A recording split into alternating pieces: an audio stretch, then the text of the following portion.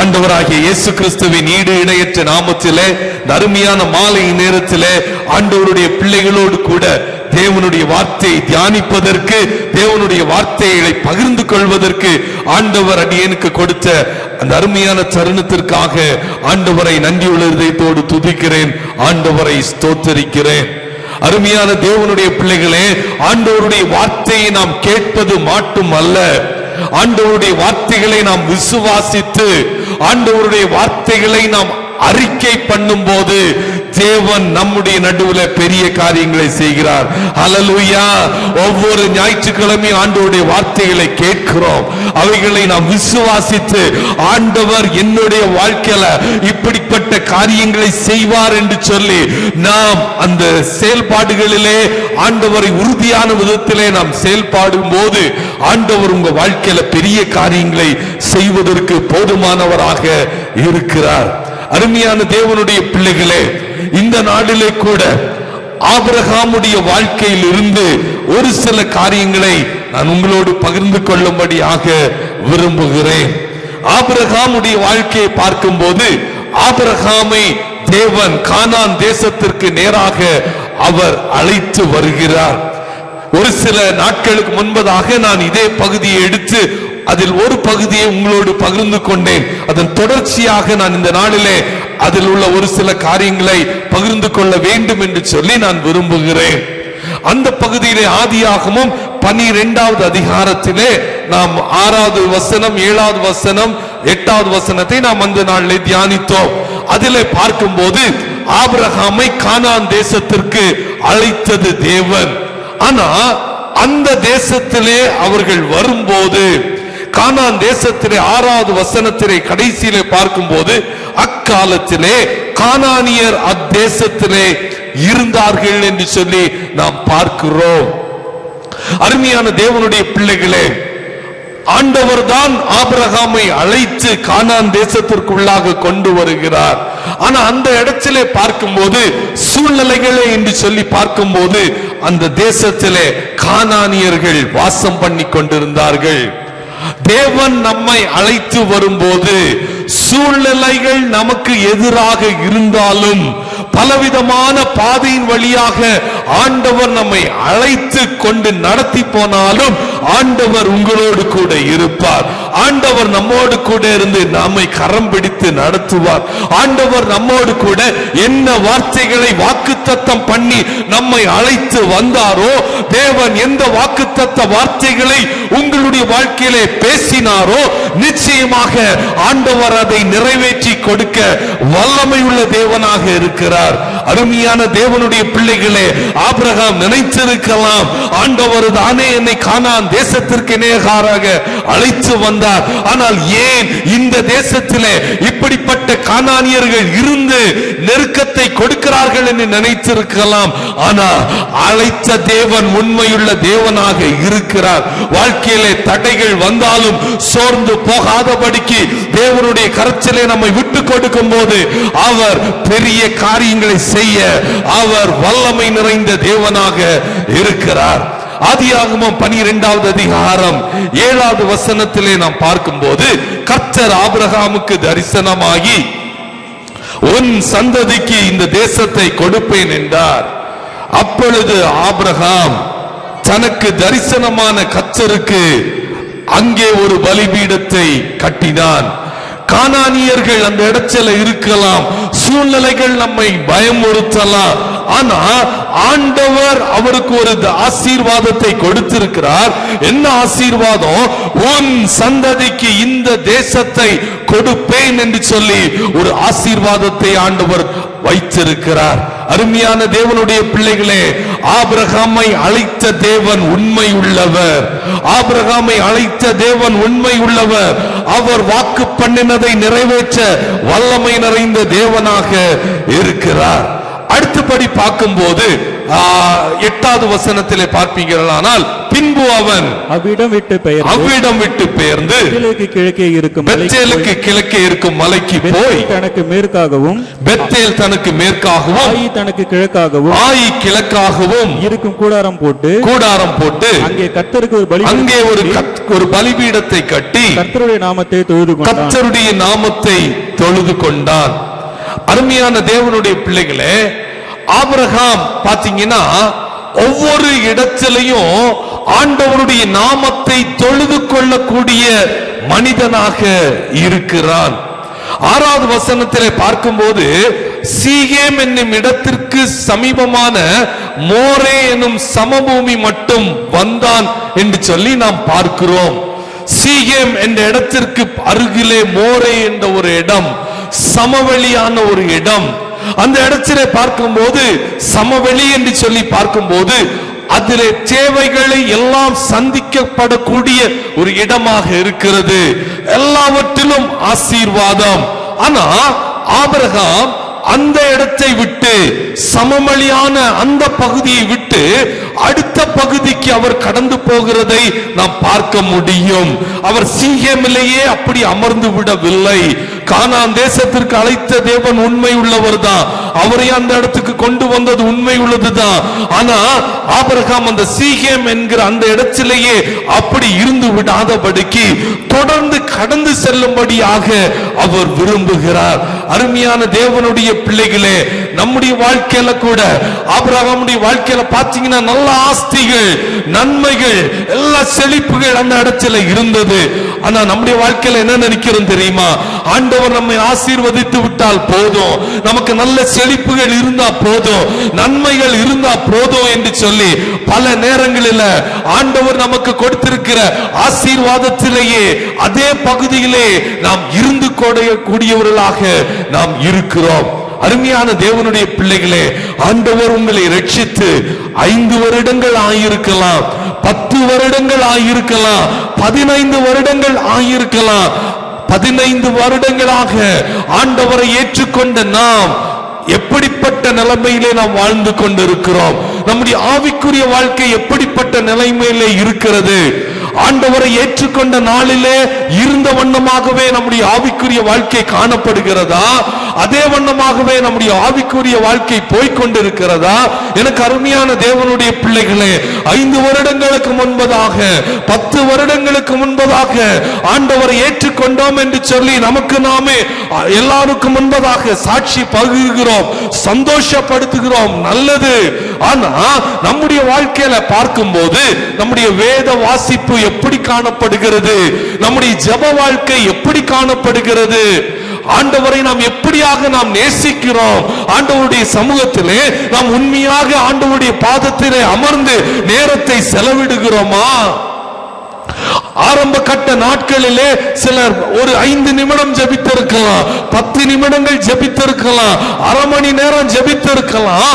இன்னும் 10-15 ஆண்டுகளுக்கு பிறகும் நானும் நீங்களும் அதே வண்ணமாக 10 நிமிடங்கள் 15 நிமிடங்களிலே ஜெபித்து வேதம் வாசித்துக் கொண்டிருப்போமானால் நாம் சம வழியிலே சந்தோஷமாக நிலைத்திருக்கிறோம் என்பதுதான் அர்த்தம். ஆனால் ஆபிரகாமை அழைத்த தேவன் சமவெளியிலே மாத்திரம் இருக்க சொல்லவில்லை, தொடர்ந்து கடந்து போகும்படியாக ஆண்டவர் விரும்பினார். ஆபிரகாம் எப்படி அடுத்த நிலைக்கு நேராக கடந்து போனாரோ அதே வண்ணமாக நானும் நீங்களும் தேவனுக்காக அடுத்த படிகளை எடுக்க வேண்டியது அவசியமாக காணப்படுகிறது. ஆபிரகாம் சீகேமிலே நின்று விடாதபடிக்கு மலை மீது ஏறுகிறார். சமவெளியிலே அப்படி இருந்து விடக் கூடாது. ஆவிக்குரிய நிலைமையிலே நாம் உயர்ந்திருக்கிறோமா? நம்முடைய ஜெப வாழ்க்கையிலே, வேத வசனத்தை தியானிப்பதிலே, நம்முடைய விசுவாசத்திலே, ஊழிய பாதையிலே நாம் முன்னேறி இருக்கிறோமா? யோசித்து பார்க்க வேண்டும். எனக்கு அருமையான தேவனுடைய பிள்ளைகளே, நாம் யோசித்து பார்க்கலாமே. 5 ஆண்டுகளுக்கு முன்பதாக 2017ஆம் ஆண்டு 18ஆம் ஆண்டு பகுதியிலே பார்க்கும்போது ஒவ்வொரு நாட்களும் ஒவ்வொரு வாரமும் பல இடங்களுக்கு சுற்றி அலைந்து திரிந்த தேவனுடைய பிள்ளைகள் ஆண்டவர் பல விதங்களிலே நம்மை ஆசீர்வாதமான பாதையிலே எடுத்து நிறுத்தும் போது, ஆண்டவர் நமக்கு ஏற்ற பகுதிகளிலே ஆண்டவர் நன்மையான ஈவுகளை கொடுக்கும் போது நாம் அதிலேயே அப்படியே நிலைத்திருக்கிறோமா, அல்லது நாம் இன்னும் ஆண்டவருக்காக என்ன படிகளை செய்ய வேண்டும் என்று சொல்லி ஆண்டவருக்காக ஒரு படி எடுத்து முன்னேறி இருக்கிறோமா? இந்த மாலை நேரத்தில் பரிசுத்த ஆவியானவர் உங்கள் ஒவ்வொருவரோடும் கூட இடைப்பட்டு கொண்டிருக்கிறார். ஆண்டவர் நமக்கு சுகம், பலன், ஜீவன், ஆரோக்கியத்தை கொடுப்பது சமவெளியிலே நின்று கொண்டிருப்பதற்கு அல்ல. தேவன் நம்மை ஆசீர்வதித்த ஆசீர்வாதத்தோடு நின்று கொண்டிருப்பதற்கு அல்ல. அடுத்த நிலைக்கு நேராக நாம் கடந்து போக வேண்டும். ஆண்டவருக்காக செயல்படும்படியாக ஆண்டவர் நமக்கு கொடுத்த வாழ்க்கையின் நோக்கத்தை புரிந்து கொண்டவர்களாக செயல்பட வேண்டும் என்று சொல்லி ஆண்டவர் நம்மை அழைக்கிறார். அருமையான தேவனுடைய பிள்ளைகளே, ஆவிக்குரிய வாழ்க்கையில முன்னேறி செல்லும்படியான வாஞ்சை நமக்கு இருக்கிறது. ஆனா பல நாட்களிலே பார்க்கும்போது நம்முடைய வாழ்க்கையில சில காரியங்களை பார்த்து சோர்ந்து போகிறோம். ஆண்டவர் விரும்புகிற காரியம் சோர்ந்து போகாதபடிக்கு ஆவிக்குரிய வாழ்க்கையில நாளுக்கு நாள் பரிசுத்தம் உண்டாகட்டும், நாளுக்கு நாள் விசுவாசத்துல வளரட்டும், நாளுக்கு நாள் நீதியில பெருகட்டும். எந்த இடத்திலையும் போய்கொண்டிருக்கிற வழியில முடங்கி போகாதபடிக்கு ஆண்டவரோடு கூட நெருங்கி ஜீவிக்க வேண்டும். ஆபிரகாமுக்கு ஒரு வாஞ்சை, நான் இப்போது இருக்கிற இடத்துல என்ன செஞ்சிடக்கூடாது, தங்கிவிடக் கூடாது, அடுத்த கட்ட ஆசீர்வாதத்தை நான் பெற்றுக்கொள்ள வேண்டும், ஆவிக்குரிய நிலையில அடுத்த கட்ட படிக்க நான் செல்ல வேண்டும் என்று சொல்லி வாஞ்சை. ஆண்டவருக்காக ஏதாயிலும் செய்ய வேண்டும் என்று சொல்லி ஆரம்ப காலகட்டத்தில் நமக்கு ஒரு வாஞ்சை இருந்தது. எப்படி ஆகிலும் ஏதாகிலும் ஆண்டவருக்காக செய்யணும், செய்யணும், செஞ்சுட்டே இருக்கணும், ஒரு நிமிடம் விடாம ஏதாகிலும்.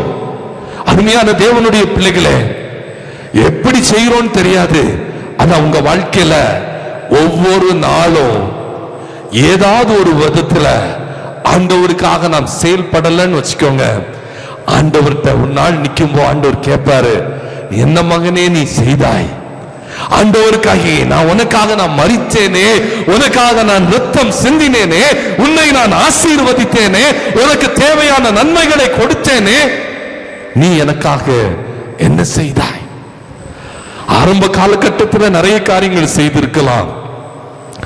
ஆரம்பத்தில் ஆண்டவர் நம்மை ரட்சித்த போது, அவருடைய அபிஷேகத்தை கொடுத்த போது ஆண்டவருக்காக எழும்பி நின்றிருப்போம். ஆனா இன்று எப்படி செயல்பட்டு கொண்டிருக்கிறோம்? ஜெபம் இன்பமான நேரமாக மாறி இருக்கிறதா, அல்லது நம்முடைய வாழ்க்கை எப்படி இருக்கிறது? நம்முடைய வாழ்க்கையின் பெர்ஃபார்மன்ஸ அடிக்கடி நாம் ஆராய்ந்து பார்க்க வேண்டும். அருமையான தேவனுடைய பிள்ளைகளே, சில நாட்கள்ல நமக்கு தோணும், ஆவிக்குரிய வாழ்க்கையில நம்ம நன்றாக போய்கொண்டிருக்கிறது மாதிரி தான் தெரியும்.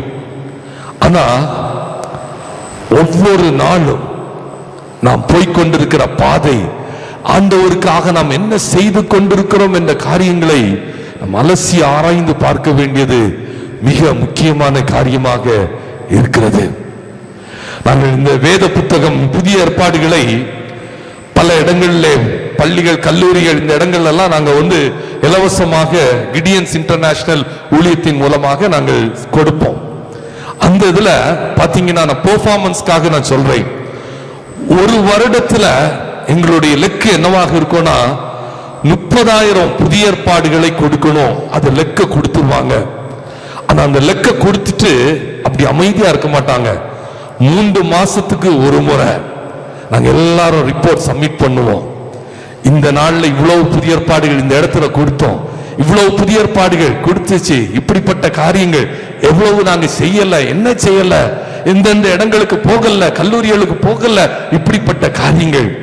அதே வண்ணமான பெர்ஃபார்மன்ஸ் ஆண்டவர் நம்முடைய கருத்துல கேட்கும்போ, ஆண்டவருக்காக நீ ஒரு நாள்ல எழும்பி பிரகாசித்தாயே, ஒரு நாள்ல நீ ஆண்டவருக்காக ஊழியத்திலே செயல்பட்டாயே, ஆண்டவர் உன்னை நம்பி ஒரு 18 கிராமங்களை கொடுத்தாரு, அந்த 18 கிராமங்கள் என்ன என்று சொல்லி பேர் சொல்ல முடியுமா? இன்று நம்மால நம்முடைய வாழ்க்கையில இப்போ ஒரு பெர்ஃபார்மன்ஸ் ரிப்போர்ட்டை ஆண்டவர் நம்ம நடுவுல கூப்பிட்டு நிறுத்துவாரானால் நாம் எந்த நிலைமையில இருக்கிறோம்?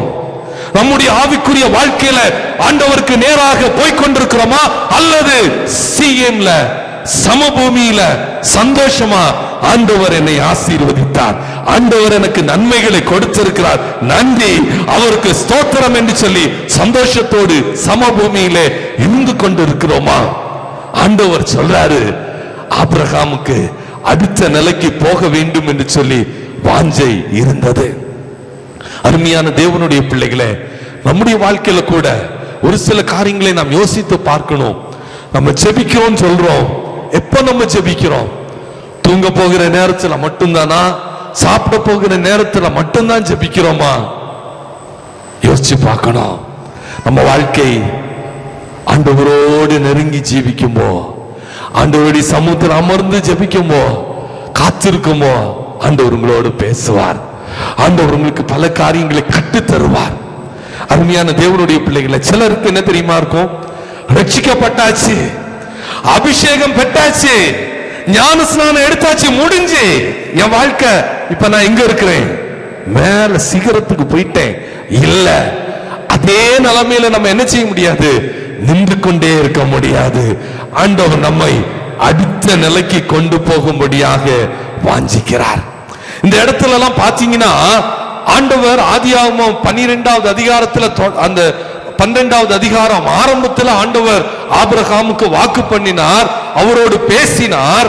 அதற்கு படிக்க பாத்தீங்கன்னா, ஆண்டவர் ஆபிரகாமுக்கு எந்த வாக்கு தத்துவத்தையும் கொடுக்கல, ஆண்டவர் எதை பத்தியும் பேசல. அருமையான தேவனுடைய பிள்ளையே, உங்க வாழ்க்கையில ஆண்டவர் சில காரியங்கள்ல நம்மளோடு இடைப்படலனாலும், பாஸ்டர் சொல்லியிருக்காங்க, என்னது, எப்பமாவது ஆண்டவருடைய வார்த்தை கேட்கும், ஆண்டவர் எப்பமாவது பேசுவார். ஆனா பேசக்கூடிய வார்த்தையின்படி நம்ம என்ன செய்யணும்? ஓடிக்கொண்டே இருக்கணும், ஓடிக்கொண்டே இருக்கணும். ஆண்டவருடைய வார்த்தை எப்ப நம்மோடு இடைப்படும் நமக்கு தெரியாது, ஓடிக்கொண்டே இருக்கணும்.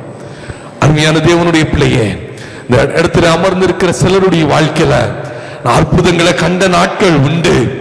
ஆனா இன்னைக்கு என் வாழ்க்கையில எந்த அற்புதத்தையும் காணலையேன்னு ஒரு கேள்வியோடு கூட சில சமயம் இடத்துல அமர்ந்திருக்கலாம். ஆனா ஆண்டவர் சொல்றாரு, உங்க வாழ்க்கையில ஒரு ஆவிக்குரிய வாஞ்சை உன் வாழ்க்கையில இருந்துச்சுன்னா உன்னை அடுத்த நிலைமையில கொண்டு போக விரும்புகிறேன் என்று சொல்லி ஆண்டவர் விரும்புகிறார். நீ ஜெபிக்கும்போ ஆண்டவருடைய பிரசன்னத்தை நம்மால உணர்ந்து கொள்ள முடியுதா?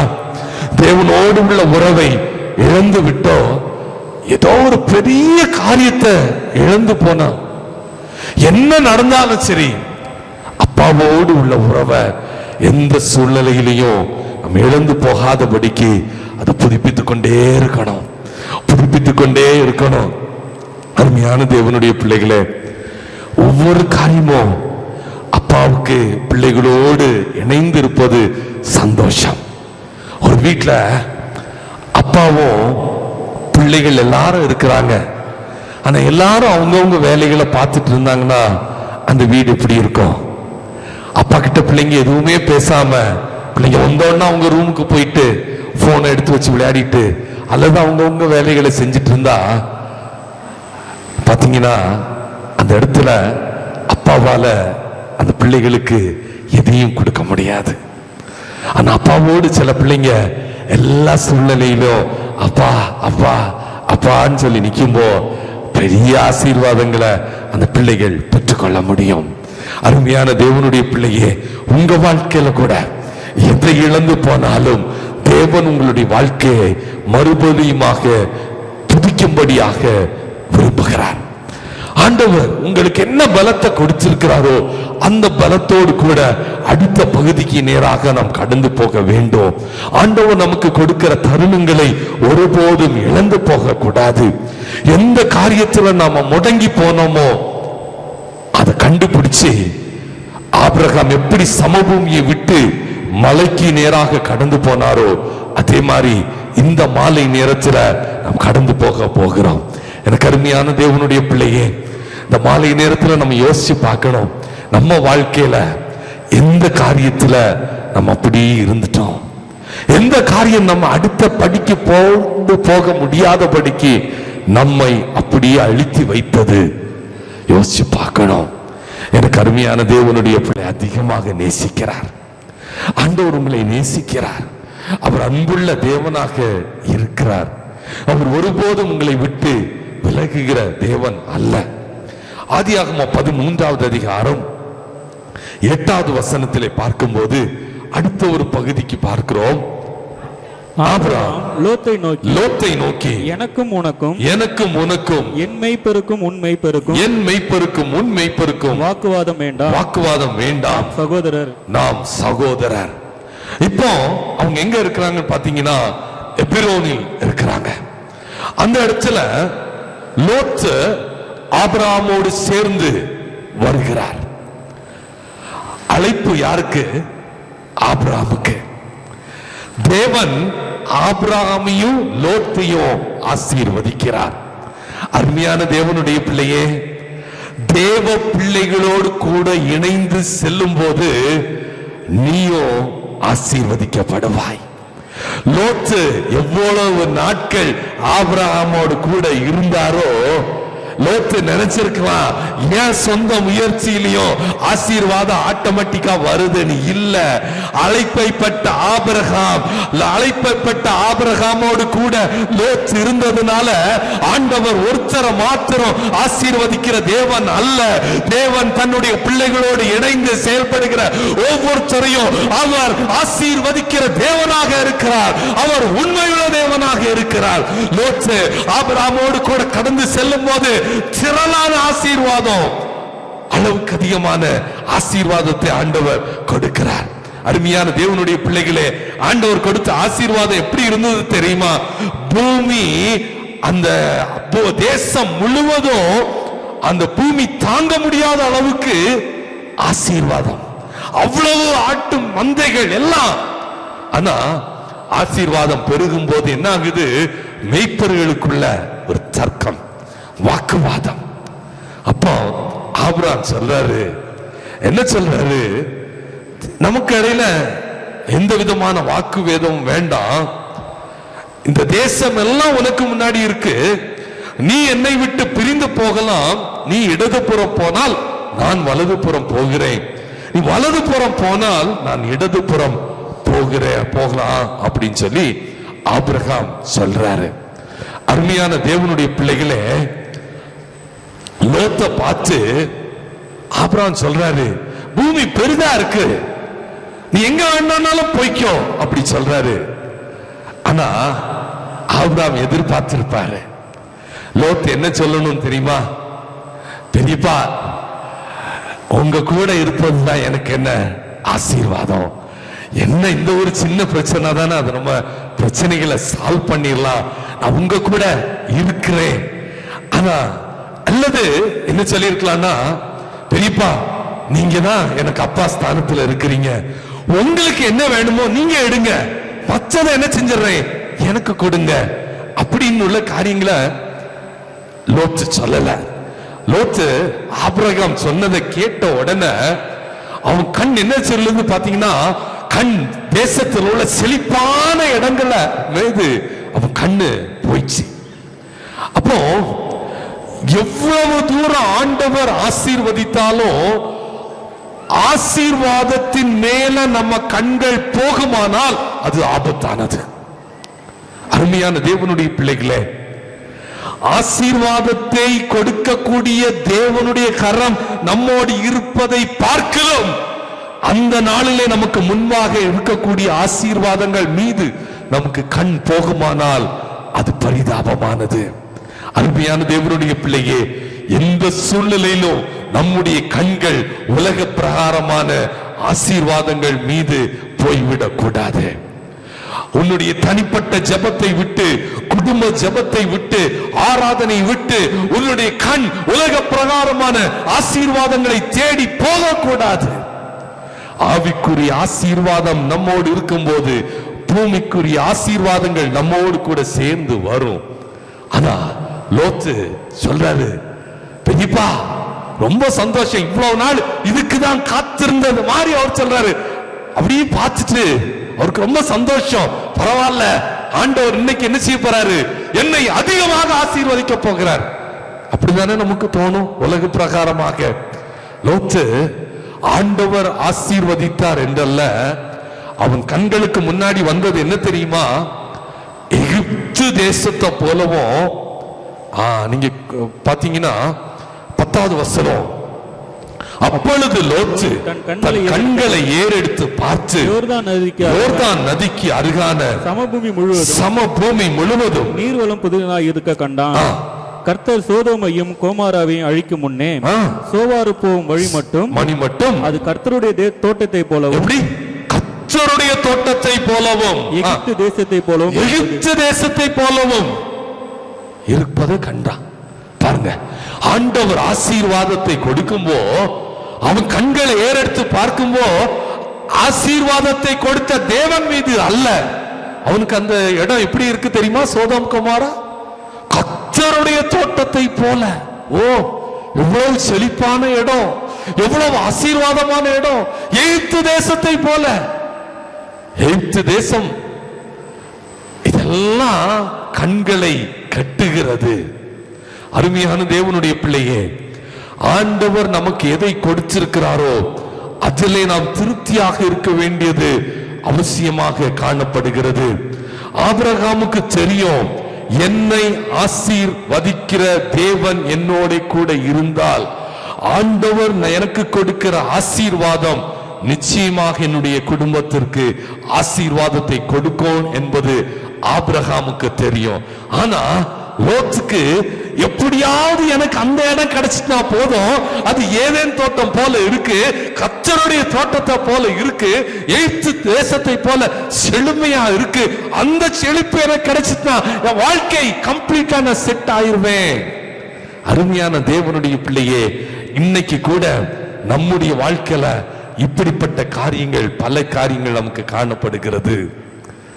நம்ம வாழ்க்கையில கூட உலக பிரகாரமா யோசிச்சு பார்ப்போமே. ஏதாவது ஒரு நல்ல ஆசீர்வாதம் நமக்கு முன்னாடி இருந்துச்சுன்னா ஆண்டவர் எல்லாம் மறந்துடுவோம்.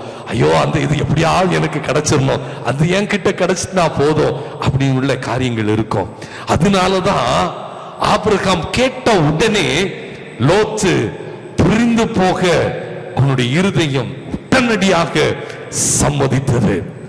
அருமையான தேவனுடைய பிள்ளையே, தேவனை விட்டு விலகி போகிறதற்கு உலகத்திலே உள்ள ஏதோ ஒரு காரியம் உன்னுடைய வாழ்க்கையில இந்த மாலை நேரத்தில் இருக்குமானால், ஆண்டவருடைய சமூகத்திலே ஆதி நாட்களிலே நீ ஆண்டவருக்கு பண்ணின பொருத்தனைகளிலே உண்மையாக இருப்பதற்கு சித்தமில்லாதபடிக்கு உன்னுடைய வாழ்க்கையில ஏதாகிலும் தடைகள் இருக்குமானால், இந்த நேரத்திலே ஆண்டவருக்கு நேராக உன்னை விட்டுக்கொடு.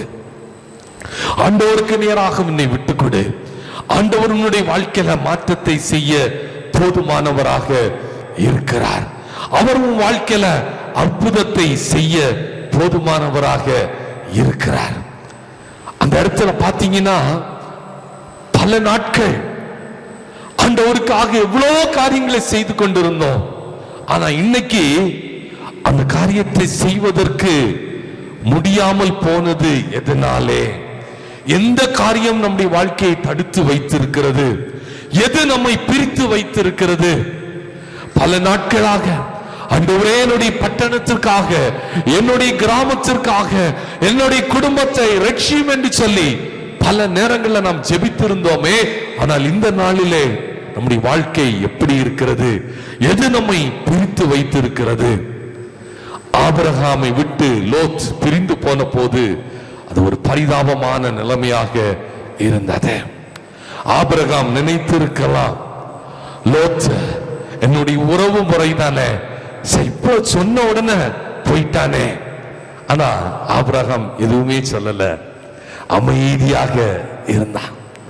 நம்ம வேத புத்தகத்தை படிக்கும்போ போன வாரம் அருமையான சாலமோன் அன்னை சொல்லி கொடுத்தாங்க.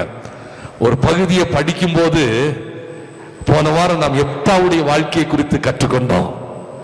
எப்தாவை குறித்து கற்றுக்கொள்ளும் போது நானும் நம்மளும் எப்படியா மாறணும்? எப்தாவாக மாறணும். அது போல இப்ப நம்ம ஆபிரகாமுடைய வாழ்க்கையை கற்றுக்கொள்ளும் போது நானும் நீங்களும் ஆபிரகாமாக மாறணும்னா, லோத்து நம்மை விட்டு பிரிந்து போகும்போது நம்முடைய உள் மனசு என்ன சொல்லி இருக்கோம்? அருமையான மகனே, அப்பா இல்லாத ஸ்நானத்துல உனக்கு எல்லாமா நான் இருந்தேன், நீ என்ன விட்டு ஒரு வார்த்தை கூட பெரியப்பா நான் உன் கூட இருக்கட்டான்னு கேட்காம உடனடியா நீ பிரிந்து போவதற்கு போயிட்டியேன்னு சொல்லி அவனுடைய இருதயத்தின் ஆழத்துல வெளியே ஒண்ணும் சொல்லல. ஆனா அவருக்கு தெரியும், என் கர்த்தர் என்னோடு கூட இருக்கிறார், எனக்காக யாவற்றையும் செய்து முடிக்கிற கர்த்தர் எனக்காக கூட இருக்கிறார், எனக்காக யாவையும் செய்பவரே, செய்து முடிப்பவரே, எனக்காக யாவையும் செய்பவரே, செய்து முடிப்பவரே, என் வாருங்கள் என் சுமைகள், என் வாருங்கள் என் சுமைகள்,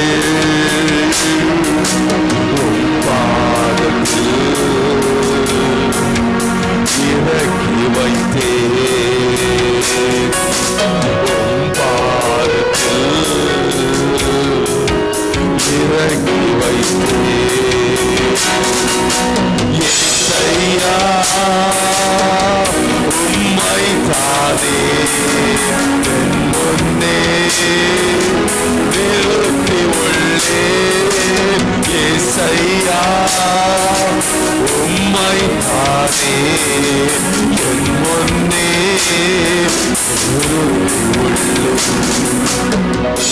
சில நேரங்கள்ல மனிதர்கள் நம்மிடமிருந்து பிரிந்து போயிருக்கலாம், மனிதர்கள் நம்மை விட்டு பிரிந்திருக்கலாம். சில நேரங்கள்ல தேவனே பிரித்து விடக்கூடிய தேவனாக இருக்கிறார். ஏன்னா ஆபிரகாமுக்கு சொல்ல முடியும், நான் தனித்து இருக்கிறேன் ஆண்டவரே என்று அல்ல, நீர் என் கூட இருந்தா போதும் ஆண்டவரே, நீர் மட்டும் எனக்கு இருந்தா போதும். ஆபிரகாமுக்கு நானும் ஆண்டவரும் மட்டும்தான், உம்மை நான் சார்ந்து கொள்றேன்னு சொல்லும்போ ஆண்டவர் என்ன சொல்றாரு, அவ கூட இருக்கிறார். லோத்து எங்க போறாரு? ஆதியாகமம் 13:13 பார்க்கும்போது சோதோம் ஜனங்கள் பொல்லாதவர்களும் கர்த்தருக்கு முன்பாக மகா பாவிகளுமாக இருக்கிறார்கள். ஆனா பாவம் நிறைந்த ஜனங்கள் நடுவுல லோத்து போறாரு. வெளியெல்லாம் ஆசீர்வாதம் தான், ஆனா போயிருக்கிற இடம் எங்க? பாவம் நிறைந்த இடம். ஆனா ஆபிரகாம் தேவனுடைய பிரசன்னத்தை விரும்புகிறார், தேவனோடு இருக்கிறார், தனித்து இருக்கிறார். இயேசுவோடு கூட 12 சீஷர்கள் காட்டி கொடுப்பதற்கு முன்பதாக ஆண்டவர் 3 பேரை தன்னோடு கூட அழைத்து கெத்செமனே தோட்டத்துக்கு கூட்டி போகிறார். ஆண்டவருக்கும் தெரியும், ஆண்டவர் நம்மோடு நம்மை போல பாடுள்ள மனுஷர், நம்முடைய இருதயத்தின் ஏக்கங்கள், நம்முடைய இருதயத்தின் கவலைகள், உன்னுடைய இருதயத்தின் வாஞ்சைகளை புரிந்திருக்கிறார். தேவனாக இருந்தாலும் அவர் காட்டி கொடுப்பதற்கு முன்பதாக, ஐயோ என்னோடு கூட ஜெபிப்பதற்கு, என்னை தைரியப்படுத்துவதற்கு என்னோடு கூட அவர் விரும்பின நெருங்கின சீஷர்கள் 3 பேரை அழைத்து போகிறார். அந்த 3 பேரும் ஜெபிப்பதற்கு கெத்செமனே தோட்டத்துல போகும்போது என்ன செஞ்சாங்கன்னா தூங்கிடுறாங்க. அங்க ஆண்டவர் தனித்து விடப்படுகிறார். நமக்கென்று எதுவும் இல்லை என்று சொல்லி தனித்த அனுபவத்தின் வழியாக நீ இந்த மாலை நேரத்தில் போய்கொண்டிருக்கலாம். எனக்கு அன்பான சகோதரனே, சகோதரியே, உன்னுடைய வாழ்க்கையில தனிமையின் உணர்வோடு கூட நான் நம்பினவர்கள் எல்லாரும் என்னை கைவிட்டார்கள், நான் ஒருவனாக இருக்கிறேன் என்று சொல்லி தனிமையோடு இருப்பாயானால் ஆண்டவரோடு கூட ஆபிரகாம் நெருங்கி வந்ததை போல இந்த மாலை நேரத்தில் ஆண்டவர் உன்னை அவரோடு நெருங்கி வரும்படியாக அழைக்கிறார். ஆதியாகமம் 13வது அதிகாரம் 18வது வசனத்திலே பார்க்கும்போது, எபிரோனில் இருக்கும் மம்ரேயின் சமபூமியிலே சேர்ந்து குடியிருந்து அங்கே கர்த்தருக்கு ஒரு பலிபீடத்தை கட்டி அவரை தொழுது கொள்ளுகிறான். அருமையான தேவனுடைய பிள்ளையே, எல்லா சூழ்நிலையிலையும் ஆண்டவரை தொழுது கொள்ளுகிற அனுபவம் வேண்டும். ஆண்டவரை பணிந்து கொள்ளுகிற, ஆண்டவரோடு உள்ள உறவுல நெருங்கி ஜீவிக்கிற அனுபவம் வேண்டும். உன்னுடைய வாழ்க்கையில காயப்பட்டிருக்கலாம், நான் சொன்ன இந்த காரியங்களின் வழியாக உன்னுடைய வாழ்க்கை இந்த நாளிலே நீ போய்கொண்டிருக்கலாம். ஆனா ஆண்டவர் உன்னை நேசிக்கிறார் சகோதரா, ஆண்டவர் உன்னை நேசிக்கிறார் சகோதரி.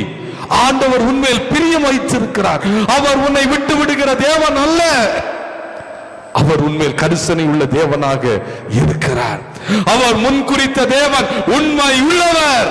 அவர் ஒருபோதும் உன்னை கைவிடாத தேவன். ஆபிரகாம் அமைதலாக இராதபடிக்கு தேவனை பலிபீடத்தை கட்டி தொழுது கொள்ளுகிறான்.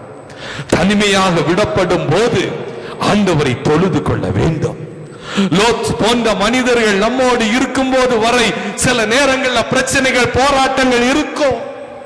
ஆனா ஆண்டவருடைய பிள்ளைகள் லோத்தை விட்டு பிரிந்து போகும்போது ஆபிரகாம் அவருடைய வாழ்க்கையில பாத்தீங்கன்னா ஆண்டவர் அடுத்த பகுதிக்கு நேராக கொண்டு போகிறார், அடுத்த நிலைக்கு நேராக கொண்டு போகிறார். ஆண்டவர் ஆபிரகாமை எப்படி பண்ண ஆசீர்வதிக்கிறார் பாத்தீங்கன்னா, யுத்தத்துல போய் ராஜாக்களை ஜெயிக்கிறார், பொருட்களை திருப்பி கொண்டு வருகிறார். சத்துருக்கள் மேல் ஆண்டவர் அவருக்கு ஒரு அதிகாரத்தை கொடுத்து சத்துருக்களை ஜெயித்து மறுபடியும் வருகிறார். லோத்து போன பிறகுதான் ஆண்டவர் ஆபிரகாமை ஆசீர்வதித்து ஈசாக்கை கொடுக்கிறார். அருமையான தேவனுடைய பிள்ளையே, லோத்துடைய எண்ணம் முழுவதும் சொத்து சேர்க்கணும், சொத்து சேர்க்கணும், அடுத்த நிலைக்கு போகணும், அடுத்த நிலைக்கு போகணும். ஆனா சில நேரங்கள்ல ஆண்டவர் தன்னுடைய பிள்ளைகளுக்கு நம்முடைய ஆவிக்குரிய வாழ்க்கையில லோத்தை போன்ற சில காரியங்கள் நம்முடைய வாழ்க்கையை தடை பண்ணி கொண்டிருக்கோம், முன்னேற விட முடியாம இருக்கும். அதே வண்ணமாக ஆபிரகாம் என்ன செஞ்சிட்டான், லோத்துக்கு என்னெல்லாம் வேணுமோ கொடுத்து அனுப்பிட்டான். அதே போல சில நேரங்கள்ல ஆண்டவருடைய சமூகத்தில் நாம் சில காரியங்களை, தேவையில்லாதவைகளை விட்டு கொடுத்து அகன்று போகும்போது ஆண்டவர் ஆபிரகாமை மட்டும் ஆசீர்வதிக்கல, அவருடைய சந்ததிக்கு ஆசீர்வாதத்தை கொடுத்த தேவனாக இருக்கிறார். தேவனுக்காக விட்டு கொடுக்கும் போது உன்னுடைய சந்ததிக்கு மீது தேவனுடைய ஆசீர்வாதம் வரும். விட்டு கொடுக்கும் போது உன்னுடைய வாழ்க்கையில ஒருபோதும் நீ குறைவுபடுவது இல்லை. உன்னுடைய வாழ்க்கையில நீ ஆசீர்வாதத்தை பெற்றுக் கொள்ளுவாய்.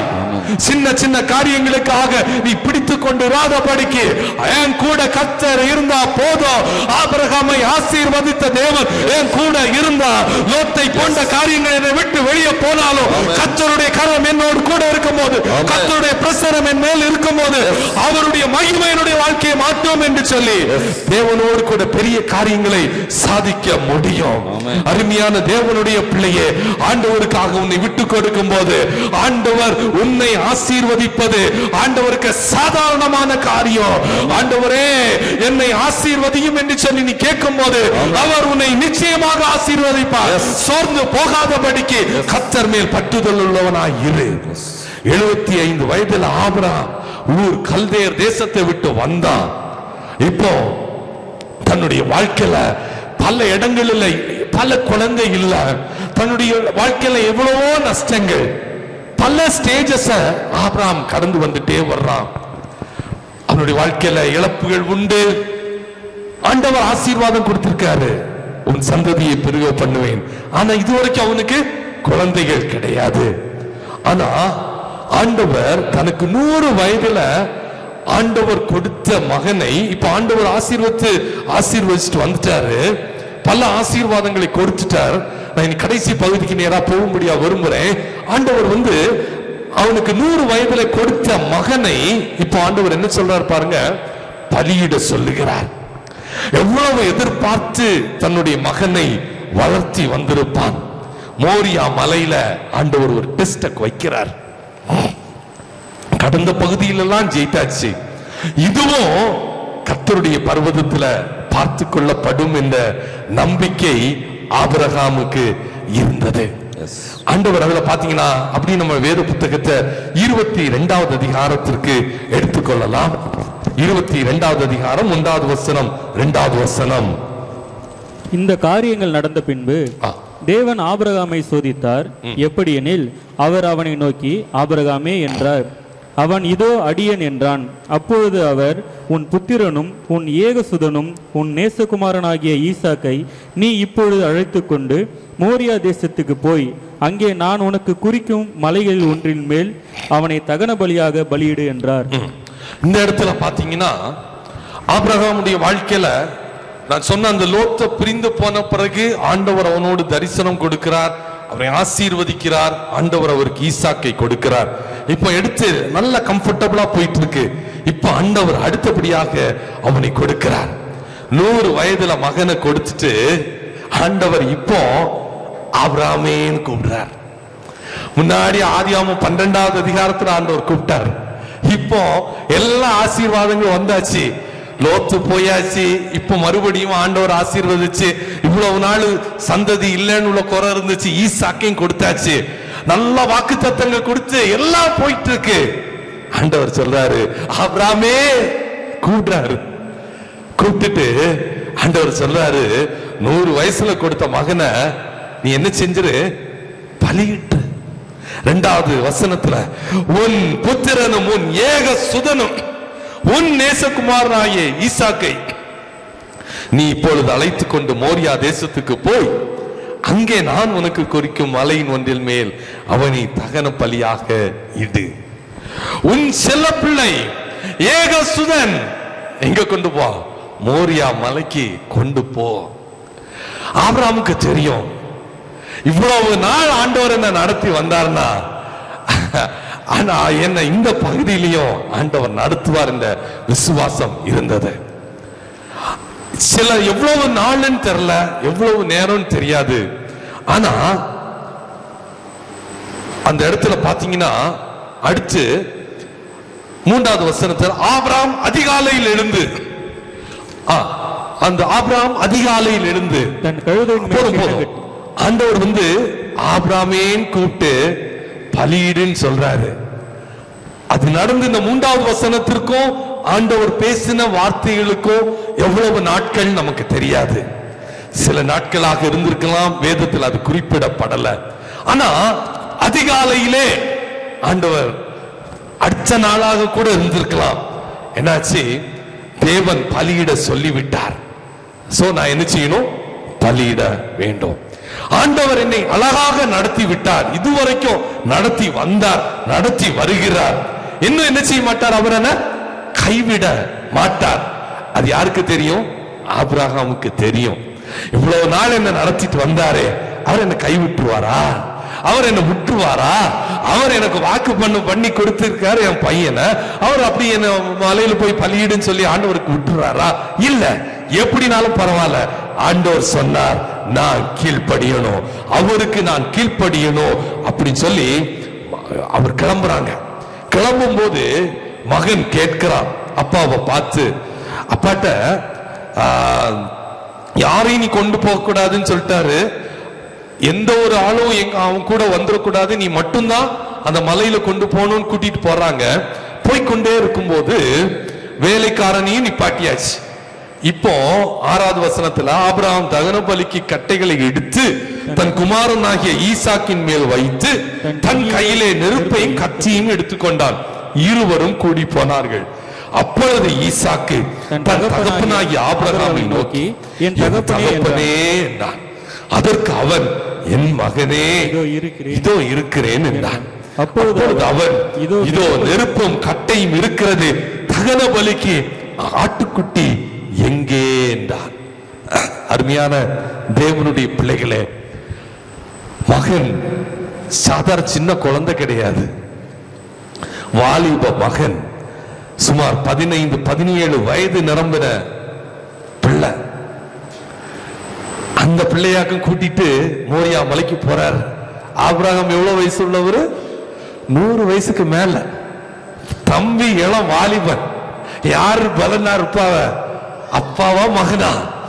ஆனா மகன் கேட்கிறான், அப்பா மோரியா மலைக்கு கூட்டிட்டு போறீங்க, எங்க கையில உங்க கையில நெருப்பு இருக்கு, என் கையில வேற கட்டைகள் இருக்கு, பலி எங்கப்பா, ஆட்டுக்குட்டி எங்க?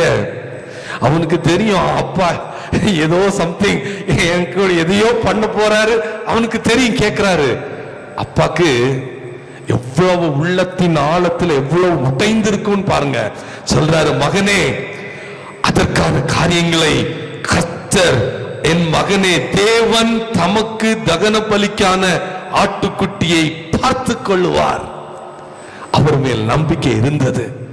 கர்த்தர் அதை பார்த்து கொள்ளுவார். அருமையான தேவனுடைய பிள்ளையே, இந்த மாதிரிப்பட்ட காரியங்களை அனுபவிப்பது ரொம்ப கடினம்.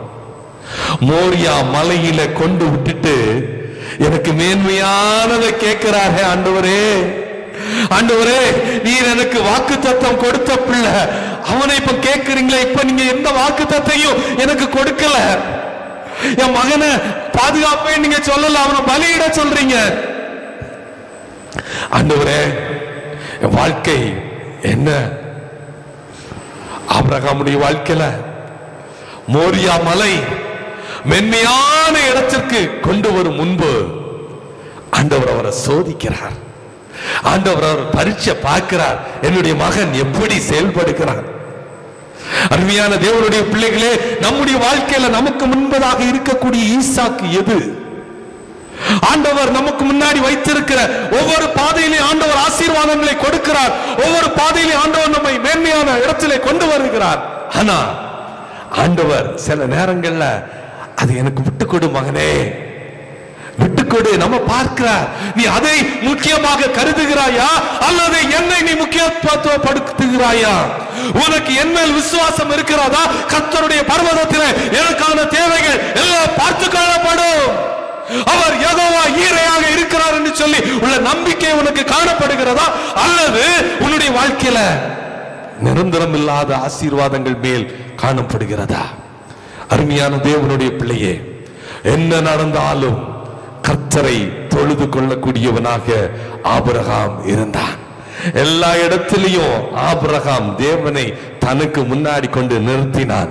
ஈசாக்கும் நல்ல பையன். அவன் தன்னுடைய வாழ்க்கையில பாத்தீங்கன்னா, அப்பா இவ்வளவு சொன்ன போதிலும் கடைசி பகுதியில பாத்தீங்கன்னா அந்த இடத்துல 9வது வசனம் கடைசியில், அந்த பலிபீடத்தில் ஈசாக்கை கட்டி, தன் குமாரனாகிய ஈசாக்கை கட்டி அந்த பலிபீடத்தில் அடுக்கிய கற்றைகளின் மேல் அவனை கெடுத்தினான். பையனை பலிபீடத்துல போய் கெட்டி விறகுகளுக்கு மேல அந்த சின்ன குழந்தை வாலிபனுக்கு எப்படி இருதயத்தின் ஆழத்துல இருந்திருக்கும். அப்பாவை நேசித்ததுனால அவன் எதுவுமே எதிர்த்து நிற்கல. ஈசாக்குக்கும் தெரியும், என் அப்பா ஆராதிக்கிற தேவன் உண்மையுள்ளவர், அவர் என்ன கைவிட மாட்டார். என் அப்பா அந்த இடத்துல போய் பலிபீடத்துல நெருப்பு கட்டைக்கு மேல படுன்னு சொன்னாலும் அவருடைய பர்வதத்திலே இருந்து எனக்கும் ஒத்தாசை வரும் என்பது அவருக்கும் நம்பிக்கையாக இருந்தது. ஆண்டவர் சொன்ன காரியத்துல பாத்தீங்கன்னா, என்ன நடந்தாலும் கர்த்தர் பார்த்து கொள்வார் என்று சொல்லி இந்த நம்முடைய வாழ்க்கையில இந்த நாள்ல நாம் எப்படி இருக்கிறோம்? அருமையான தேவனுடைய பிள்ளையே, பல நாட்களுக்கு முன்பதாக என்னுடைய வாழ்க்கையில என்ன தேவையானாலும் அதை என் கர்த்தருடைய கருத்திலிருந்து பெற்றுக்கொள்வேன் என்று நம்பிக்கொண்டிருந்த நம்முடைய வாழ்க்கையில இன்று ஆண்டவர் என் வாழ்க்கையில தேவையை சந்திப்பாரா எப்படி என்று சொல்லி காரியங்கள் இருக்கலாம். ஆபிரகாம் தேவனோடு கூட நடந்தான், விசுவாசத்தில் வல்லவனாக மாறினான். அவன் தன்னுடைய வாழ்க்கையில சாராள் கற்பம் தரித்து செத்து போன போதிலும் தேவன் ஒரு சந்ததியை கொடுப்பேன் என்று சொல்லி வாக்கு பண்ணின போது அவன் அதை அப்படியே நம்பினான். அதனால 22வது அதிகாரம் 18வது வசனத்தை வாசி பார்க்கும்போது 22:18, நீ என் சொல்லுக்கு கீழ்ப்படிந்த பதினால் உன் சந்ததிக்குள் பூமியில் உள்ள சகல ஜாதிகளும் ஆசீர்வதிக்கப்படும் என்று என் பேரில் ஆணையிட்டேன் என்று கர்த்தர் சொல்லுகிறார் என்றார். அருமையான தேவனுடைய பிள்ளையே, ஆண்டவருடைய சமூகத்தில் வரும்போது அந்த இடத்துல நான் இதை சொல்றதுக்கு முன்னாடி வேற ஒரு பகுதியும் சொல்றேன். 11வது வசனத்துல இவங்க அப்பாவும் மகனும் மலைக்கு போயிட்டு இருக்காங்க, மோரியா மலைக்கு. மேல கொண்டு கட்டையில கடத்தியாச்சு ஈசாக்க. அது வரைக்கும் ஆண்டவர் ஆபிரகாமை கூப்பிடவே இல்லை. போறதுக்கு முன்னாடி கூப்பிட்டாரு, ஆபிரகாமே ஆபிரகாமே வாசனை கூப்பிட்டாரு. இப்ப கூப்பிடல. அவரு ஆண்டவரேன் கூப்பிடலையேன்னு சொல்லிட்டு இருந்தாலும் எல்லா அரேஞ்ச்மெண்ட்டையும் பண்ணிட்டு அந்த கத்தியை எடுத்து தன்னுடைய மகனை பலியிடும்படியாக போன போகுது ஆண்டவருடைய வார்த்தை வெளிப்பட்டது. அருமையான தேவனுடைய பிள்ளையே, ஆண்டவர் உன் வாழ்க்கையில நன்மையை தான் செய்ய விரும்புகிறார். உன்னுடைய ஆசீர்வாதங்களை எடுத்து போட அல்ல. ஆனா ஆசீர்வாதங்களை பார்க்கலாம், என் கர்த்தரை நான் எனக்கு முன்மாறி வைத்திருக்கிறேன், அவர் எனக்கு முன்னாடி போதும்னு சொல்லி ஆண்டவருடைய வார்த்தைக்கு நீ கீழ்ப்படியும் போது ஆண்டவர் உன்னுடைய வாழ்க்கைக்கு பெரிய காரியங்களை செய்ய வல்லமை உள்ளவராக இருக்கிறார். ஆண்டவருடைய வார்த்தைக்கு கீழ்ப்படியும் போது உன்னுடைய சந்ததி ஆசீர்வதிக்கப்படும். லோத்து பிரிந்து போன போதும் பின்போ அவன் ஆபிரகாம் கர்த்தரை மட்டுமே பார்த்தான். லோத்து போனதுனால எனக்கு நஷ்டம் சொல்லி லோத்த நம்பல, மற்ற காரியங்களை நம்பல. என் கூட என் அப்பா இருந்தா போதும், என் கூட என் ஏசப்பா இருந்தா போதும், என் கூட என்னை பலப்படுத்துகிற கிறிஸ்து இருந்தா போதும், அவர் எனக்கு முன்னாடி கடந்து போய் எல்லாவற்றையும் வாய்க்க பண்ணுவார் என்று சொல்லி ஒரு நம்பிக்கை ஆபிரகாமுக்கு இருந்தது. எல்லாவற்றையும் தகன பலியாக விட்டு கொடுத்தார். எனக்கு அருமையான தேவனுடைய பிள்ளையே, ஆபிரகாம் பிள்ளையை கூட்டி வர்றான். தேவன் அவனை விடல. கத்தியை ஓங்குகிற வரைக்கும் தேவன் அவனோடு பேசல, ஒன்னும் பேசல. ஆனா எப்ப முழுமையாக ஒப்பு கொடுக்கிறாரோ, கத்திய ஓங்கிட்டார்னா அடுத்து பலியிட தான் போறாரு. அந்த சூழ்நிலையில ஆண்டவர் இடைப்படுகிறார். 100% ஒப்பு கொடுக்கும் போது, 100% அர்ப்பணிப்பு ஏற்படுத்தப்படும் போது ஆண்டவருடைய கரம் உன் வாழ்க்கையில செயல்படும். இந்த மாலை நேரத்துல இந்த இடத்துல அமர்ந்திருக்கிற உங்களுடைய வாழ்க்கையில ஆண்டவர் எதிர்பார்க்கிற காரியம், ஆண்டவர் கொடுத்த ஆசீர்வாதமாக இருக்கலாம், ஆண்டவர் கொடுத்த மேன்மையாக இருக்கலாம். ஆனா ஆண்டவர் கொடுத்தத ஆண்டவருக்காக பலியிடு என்று சொல்லும் போது, ஆண்டவரே எனக்கு உரியது என்னுடைய ஆசீர்வாதங்கள், எனக்கு கொடுத்த பலன், எனக்கு கொடுத்த ஜீவன் எல்லாம் ஆண்டவரே, எல்லாம் உடைய நாமத்தின் மகிமைக்காக, எல்லாம் உடைய நாமத்தின் கனத்திற்காக நீர் என்ன வேணாலும் செய்யும் சொல்லி விட்டு கொடுக்கும் போது, உன்னுடைய நூறத்தனையான அர்ப்பணிப்பு காணப்படும் போது ஆண்டவர் உன்னை ஆசீர்வதிக்கிற தேவனாக இருக்கிறார். உன்னுடைய வாழ்க்கையில உன்னை பலப்படுத்தக்கூடிய தேவனாக இருக்கிறார். இந்த காலை நேரத்தில் நான் நீங்கள் எடுக்க வேண்டிய தீர்மானம், ஆண்டவரே நான் இருக்கக்கூடிய சமபூமியில இருக்க மாட்டேன் ஆண்டவரே, நான் அடுத்த நிலைக்கு கடந்து போகணும் ஆண்டவரே, நீர் என்னை ஆசீர்வதித்தது உண்மைதான், என்னுடைய வாழ்க்கையில உள்ள நெருக்கங்களை எடுத்து போட்டது உண்மைதான், எனக்கு வேலைகளை கொடுத்தது உண்மைதான், எனக்கு வீடை கொடுத்தது உண்மைதான், எனக்கு திருமணத்தை ஏற்படுத்தி வைத்தது உண்மைதான், என்னுடைய கடன் பாரங்களை நீக்கினது உண்மைதான். ஆனா அதற்காக அந்த நிலைமையில நான் இருக்க மாட்டேன், அடுத்தபடி உம்மை நோக்கி ஓடுவேன். அருமையான தேவனுடைய பிள்ளையே, உன்னுடைய ஜெப நேரம், உன்னுடைய விசுவாசத்துல, உன்னுடைய ஊழியத்துல, ஆத்தும தாகத்துல உன்னுடைய வாழ்க்கை இன்னும் ஆண்டவருக்காக எழுங்கட்டும், ஆண்டவருக்காக கனி கொடுக்கட்டும். அருமையான தேவனுடைய பிள்ளையே, தேவையோடு இருக்கிற தேவனுடைய ஜனங்களுக்கு ஆண்டவருக்கு இந்த வார்த்தைகளை சொல்லு, ஆறுதல் நிறைந்த வார்த்தைகளை சொல்லு, அவருடைய தேவனுடைய வார்த்தையை சுவிசேஷமாக அறிவி. அருமையான தேவனுடைய பிள்ளையே, ஆதியில இருந்த அன்பை விட்டு விட்டோமோ என்று சொல்லி யோசித்து பார்க்க வேண்டும். இந்த மாலை நேரத்தில் இன்று நான் நீங்களும் இருக்கிற நிலை வேண்டாம். ஆண்டவரே என்னை அடுத்த நிலைக்கு நேராக கொண்டு போகும், என்னை அடுத்த நிலைக்கு நேராக கொண்டு போகும். சில நேரங்கள்ல நீங்க நன்மை செய்து நீங்கள் உதவினவர்கள், உங்களாலே நன்மை பெற்றவர்கள் பிரிந்து போய் தனித்து இருக்கக்கூடிய நிலைமையில இருக்கலாம். ஆனா அந்த நேரத்துல சொல்லணும், ஆண்டவரே என்னை விட்டு மற்றவர்கள் பிரிந்து போனாலும் உம்மை நான் சார்ந்து கொள்ளுவேன், ஆண்டவரே உம்மை நான் சார்ந்து கொள்வேன். ஏன்னா எனக்காக எல்லாவற்றையும் செய்து நிறைவேற்றின தேவன் நீர் ஒருவர் எனக்கு முன்பதாக உண்டு, நீர் எனக்கு முன்பதாக கடந்து போகிறீர். அருமையான தேவனுடைய பிள்ளையே, குறை சொல்லாதபடிக்கு கர்த்தாவே நீர் மாத்திரம் எனக்கு போதும், நீர் மாத்திரம் எனக்கு போதும், உங்களுடைய பிரசனம் எனக்கு முன்னாடி கடந்து போச்சுன்னா போதும் ஆண்டவரே. ஆபிரகாமோடு கூட இருந்த தேவன் என் கூடயும் இருக்கணும். இழந்து போனதற்கு தக்கதாக ஆண்டவர் உனக்கு இரட்டிப்பான ஆசீர்வாதத்தை கொடுக்க அவர் போதுமான தேவனாக இருக்கிறார். அவர் உண்மை உள்ள தேவனாக இருக்கிறார். அவர் உன்னுடைய ஆசீர்வாதத்தை எடுத்து அவர் உன்னை குறைந்து போக பண்ணக்கூடிய தேவன் அல்ல. சிங்க குட்டிகள் வேணாம், பட்டி கிடக்கலாம், குறைவு படலாம், ஆனா கர்த்தரை தேடுகிற உன்னுடைய வாழ்க்கையில ஆண்டவர் எந்த ஒரு குறைவும் உன்னுடைய வாழ்க்கையில ஏற்படாத படிக்க உன்னை பாதுகாப்பார். அருமையான தேவனுடைய பிள்ளையே, உன்னுடைய வாழ்க்கையில நீ சார்ந்து கொள்ள வேண்டிய ஒரே இடம் கர்த்தருடைய பர்வதம். கர்த்தருடைய பர்வதம் மோரியா மலையில, ஆண்டவரே எனக்கு உண்டான எல்லாம் உமக்கு சொந்தம், 100 தனியான என்னை அர்ப்பணிக்கிறேன் ஆண்டவரே, எதையும் எனக்கு என்று இல்லாதபடிக்கு எல்லாவற்றையும் தேவனுடைய சமூகத்துல நான் ஒப்பு கொடுக்கிறேன்னு சொல்லும் போது ஆண்டவர் அவருடைய பர்வதத்தில் இருந்து உங்களுக்கான நன்மைகளை அவர் கொடுக்க போகிறார். உங்களுக்கான ஆசீர்வாதங்களை அவர் உங்களுக்கு கொடுக்க போகிறார். இழந்து போன நன்மைகளை, இழந்து போன ஆவிக்குரிய கிருபைகளை, இழந்து போன தரிசனத்தை ஆண்டவர் மறுபடியும் இந்த மாலை நேரத்தில் உயிர்ப்பிக்கும்படியாக விரும்புகிறார். அருமையான தேவனுடைய பிள்ளையே, முழுமையான அர்ப்பணிக்கும் போது ஆண்டவர் யெகோவா ஈரையாக தம்மை உங்களுக்கு வெளிப்படுத்துவார். அப்படியே கண்களை மூடி ஆண்டவருக்கு நேராக நம்மை விட்டு கொடுக்கலாமா? ஹalleluya. பரிசுத்த ஆவியானுடைய பிரசன்னம், பரிசுத்த ஆவியானுடைய பிரசன்னம் மிக மிக முக்கியமான நேரம் இது.